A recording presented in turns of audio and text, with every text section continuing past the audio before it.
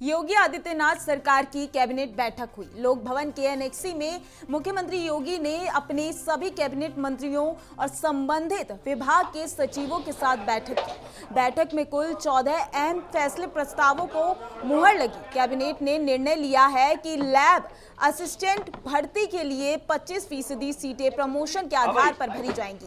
वहीं बाकी बची 3/4 भर्तियां सीधी भर्ती के माध्यम से भरी जाएंगी। राज्य भर के युवाओं को जल्द इन रिक्तियों पर भर्ती के लिए आवेदन का मौका मिलेगा। और क्या कुछ बड़े फैसले लिए गए कैबिनेट बैठक में, प्रेस वार्ता कर डिप्टी सीएम ब्रजेश पाठक ने प्रेस को जानकारी दी।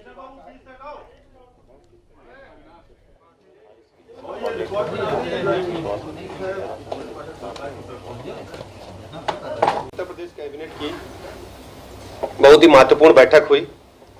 उस बैठक में कुल 14 प्रस्ताव पास हुए।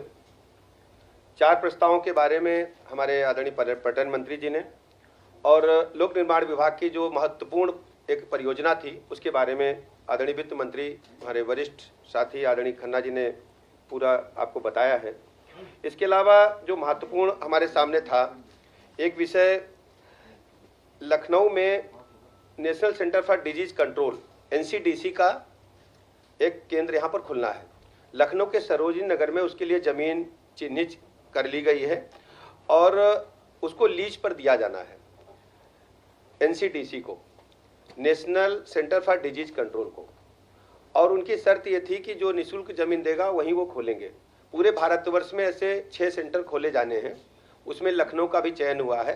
तो निःशुल्क ज़मीन दिए जाने को लेकर के हम लोग यहाँ आए थे। वो 30 वर्ष के लिए 2.5 एकड़ ज़मीन सरोजिनी नगर के जैती खेड़ा में दी गई है। ठीक है।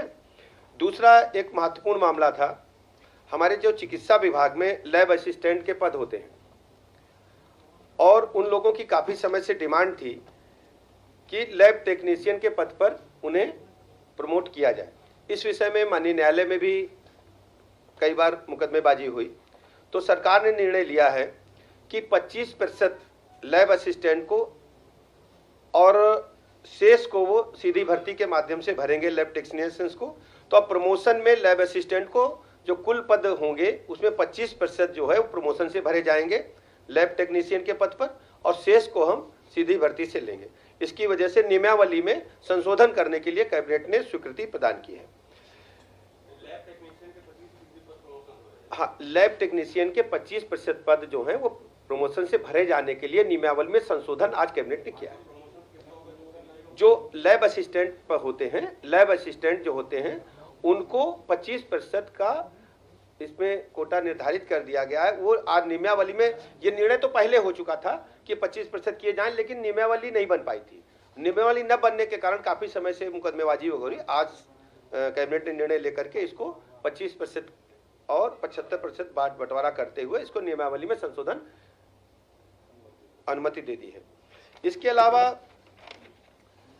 चिकित्सा शिक्षा अनुभाग में हमारे पास जो KGMU है वहाँ पर अधीक्षक आवास, पुराना नर्सिंग हॉस्टल एवं सर्वेंट क्वार्टर्स बने थे।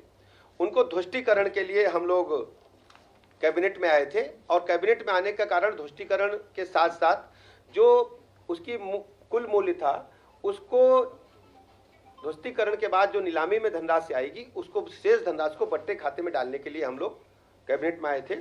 और अगला विषय चिकित्सा शिक्षा अनुभाग का ही था। ग्रेटर नोएडा में हमारे पास राजकीय आयुर्विज्ञान संस्थान है जिसको चिकित्सा अनुभाग चलाता है, चिकित्सा शिक्षा विभाग चलाता है। और इसमें हॉस्पिटल की बिल्डिंग जो थी वो हमारे पास मिल गई थी, उसमें हॉस्पिटल हम रन कर रहे हैं। और उसके पास में हमको जो गौतम बुद्ध यूनिवर्सिटी है उसके कैंपस में हमने अभी एकेडमिक ब्लॉक के लिए जगह किराए पर ले रखी है। बिल्डिंग पास में ही लगभग 56 एकड़ लैंड खाली पड़ी थी जिसको खरीदने का प्रस्ताव ग्रेटर नोएडा अथॉरिटी से हमने लिया था, लेकिन उनका कहना था कि हमें इसका भुगतान करिए। उनके पास इस भुगतान के लिए 414.05 करोड़ रुपए का था प्रस्ताव, जबकि राजस्व विभाग का कहना था कि 720.33 करोड़ रुपए अथॉरिटी पर अभी हमारे बाकी हैं सरकार के, क्योंकि जो जमीन एक्वायर हुई थी किसानों को तो भुगतान कर दिया गया था उस समय, लेकिन ग्राम समाज की जो जमीन थी वो अभी गेटन अथॉरिटी ने भुगतान नहीं किया था, उसमें समायोजित करने के लिए प्रस्ताव आया था। तो निःशुल्क जो है ये राजकीय आयुर्विज्ञान संस्थान को जो 56 एकड़ लैंड है उसको देने के लिए प्रस्ताव स्वीकृत किया गया है। इसके अलावा लोक निर्माण विभाग के बारे में अभी माननीय वित्त मंत्री जी ने बताया। गोपन अनुभाग में एक विशेष काम था ये कि अभी तक आप देखते थे कि जो पदनाम था, पहले अनुसचिव, उप सचिव, फिर धीरे धीरे सचिव हुआ, फिर प्रमुख सचिव हुआ, अब वहां पर अपर मुख्य सचिव का पद भी है और उस पद काफी समय से लोग काम कर रहे हैं। तो उसके लिए अपर मुख्य सचिव जो है वो गोपन अनुभाग ने आज प्रस्ताव दिया, उस पर हम लोगों ने इसको स्वीकृति प्रदान की है। इसके अलावा होमगार्ड्स अनुभाग में होमगार्ड के जो पहले जो हमारे अधिकारी हैं उनको इंसास राइफलें दी जा चुकी हैं, ट्रेनिंग काम कर रहे हैं। कुछ अधिकारियों को पिस्टल दी गई थी और अभी 153 पिस्टल को खरीदने का प्रस्ताव होमगार्ड अनुभाग ने दिया अधिकारियों को देने के लिए, उसको भी स्वीकृति प्रदान की है। इसके अलावा जो न्यायिक सेवा नियमावली है, अभी तक इसमें विकलांगों का कोटा तय नहीं था, अब सभी जो हमारे आरक्षण है उसके साथ साथ दिव्यांगों को भी इसमें 4% दे दिया गया है। इसके अलावा चीनी उद्योग का है वो तो